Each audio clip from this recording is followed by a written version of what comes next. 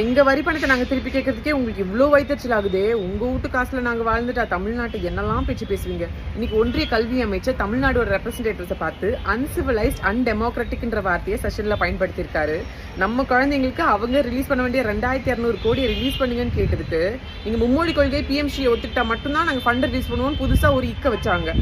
நம்ம அமைச்சரும் நம்ம செக்ரட்டரி என்ன சொன்னாங்க, எங்கள் மாநிலத்துக்கு என்ன தேவைன்றது ஒரு கமிட்டி அமைச்சு நாங்கள் ஒரு ப்ரொபோசல் தரோம், அதை பாருங்கன்னு சொன்னதுக்கு கல்வி இன்னமும் கன்கரண்ட் லிஸ்ட் ஒத்திசைவு பட்டியல் தான் இருக்கு.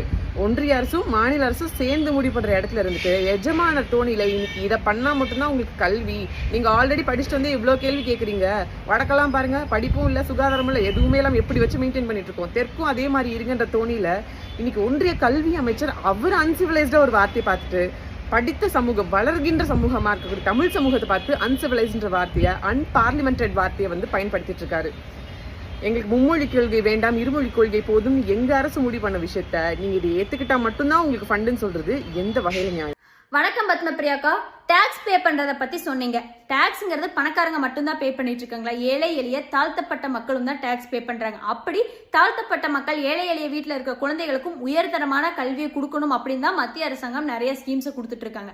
அதையெல்லாம் தடுத்து நிறுத்தறதுக்கு என்னென்ன வேலை பண்ணணுமோ அதெல்லாம் தான் உங்களோட ஸ்டேட் கவர்மெண்ட் பண்ணிட்டு இருக்காங்க. ஸ்டேட்ல மட்டும் தமிழ்நாட்டில் ஏன்னா திராவிட ஆட்சியில் இருக்கிறவங்களோட வீட்டில் இருக்கிற காசு எடுத்துட்டு வந்து ரன் பண்றது கிடையாது. தமிழ்நாட்டிலையும் டாக்ஸை வச்சு தான் கவர்மெண்ட் ரன் பண்ணிருக்கீங்க. அப்படி டாக்ஸை வச்சு ரன் பண்ணும்போது எல்லா மக்களுக்கும் நல்லது தானே செய்யணும். ஏழை வீட்டு குழந்தைக்கு ஒண்ணு, பணக்காரங்க வீட்டு குழந்தைகளுக்கு ஒண்ணுன்னு சொல்லி பாகுபாடு பார்க்க கூடாது இல்லையா? அந்த பாகுபாடு ஏன் வருது அப்படின்னா, கல்வி அப்படிங்கறத ஒரு பெரிய பிசினஸா எடுத்து பண்ணிட்டு இருக்காங்க. இப்ப பிஎம் ஸ்கீம்ஸ்ல ஸ்கூல்ஸ் எல்லாம் டெவலப் ஆயிடுச்சுன்னா ஏழை வீட்டு குழந்தைக்கும் பணக்கார வீட்டு குழந்தை படிக்கிற அளவுக்கு உலகத்தரம் வாய்ந்த கல்வி கிடைச்சிரும். அப்போ உங்களோட ஸ்கூல்ஸோட பிசினஸ் எல்லாம் டவுன் ஆயிரும் அப்படிங்கிற ஒரே காரணத்துக்காக தான் நீங்க அந்த ஸ்கீமே இங்க வரக்கூடாதுன்னு தடுத்து நிறுத்திட்டு இருக்கீங்க. கேட்டா ஹிந்தி இம்போஸ் பண்ணிடுவாங்க, தமிழ் அழிச்சிருவாங்க அப்படின்னு சொல்லி பொய்ய டிராமா பண்ணிட்டு இருக்கீங்க.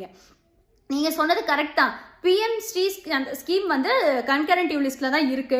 40-60 ரேஷியோல ஃபண்டிங் பண்ணி அந்த ஸ்கூல்ஸை டெவலப் பண்ணணும். நீங்க ஃபர்ஸ்ட் எந்தெந்த ஸ்கூல்ஸை டெவலப் பண்ணலாம் அப்படின்னு ஸ்கீமை ஃபர்ஸ்ட் அக்செப்ட் பண்ணணும். ஸ்கீமே அக்செப்ட் பண்ணாம அந்த ஸ்கீமுக்கான ஃபண்டை மட்டும் கேட்கறது எந்த விதத்துல நியாயம் அப்படின்னு தெரியல. அதே மாதிரி 2 மொழி போதுன்னு ஸ்டேட்ல கவர்மெண்ட் சொல்லுது, நீங்க 3 மொழி படிங்கன்னு இக்கு வைக்கிறீங்க அப்படின்னு நீங்க கேட்குறீங்க. இங்க இருக்கிற ஏழை குழந்தைகளும், அதாவது கவர்மெண்ட் ஸ்கூல்ல படிக்கிற ஏழை குழந்தையும் ஏழை வீட்டு அப்பா அம்மாவும் 3 மொழி வேணும்னு கையெழுத்து இயக்கம்ல அவங்களா முன் போய் கையெழுத்து போட்டு 3 மொழிக்கு அலோவ் பண்ணுங்கன்னு சொல்லி கேட்டுட்டு இருக்காங்க. ஆனா நீ 2 மொழி தான் படிக்கணும்னு சொல்லி அந்த குழந்தையோட அறிவை குறுக்கிறதும், மொழி நிறைய படிச்சுட்டா அந்த அவங்களோட வாழ்வாதாரம் மேம்பட்டுருமோன்னு அவங்க வாழ்வாதாரத்தை அப்படியே வச்சிருக்கணுங்கிற காரணத்துக்காக 2 மொழி போதும்னு பாசிச அரசாங்கம் நீங்க நடத்திட்டு இருக்கீங்க. நீங்க பண்றதெல்லாம் பண்ணிட்டு எல்லா பழியும் தூக்கி சென்ட்ரல் கவர்மெண்ட் மேல போட்டுறது. அதே மாதிரி இன்னொரு விஷயம் சொன்னீங்க, அன்சிவிலைஸ்டுங்கிற வார்த்தையெல்லாம் மத்திய கல்வி அமைச்சர் பயன்படுத்தினாரு, எப்படி தமிழக மக்கள் மேல பயன்படுத்தலாம் அப்படின்னு கேட்டீங்க. அப்படியெல்லாம் ஒரு பயன்படுத்தவே இல்லைங்க. இந்த மாதிரி திரிச்சு பேசி பொய்ய 100 டைம் கத்தி சொன்னாலும் பொய் தான். இங்க இருக்கிற மக்கள் எல்லாம் நல்லா விழிப்புணர்வோட இருக்காங்க.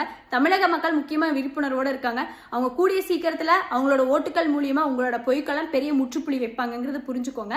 நன்றி, வணக்கம். நெல்லை சீமைக்கு வருகை தரும் எங்கள் மாநில தலைவர் இளம் சிங்கம் அண்ணாமலை IPS அவர்களை வருக என வரவேற்கிறோம். இக்கணம் KNR பரமசிவன், மாவட்ட தலைவர் வர்த்தக பிரிவு, தூத்துக்குடி தெற்கு மாவட்டம்.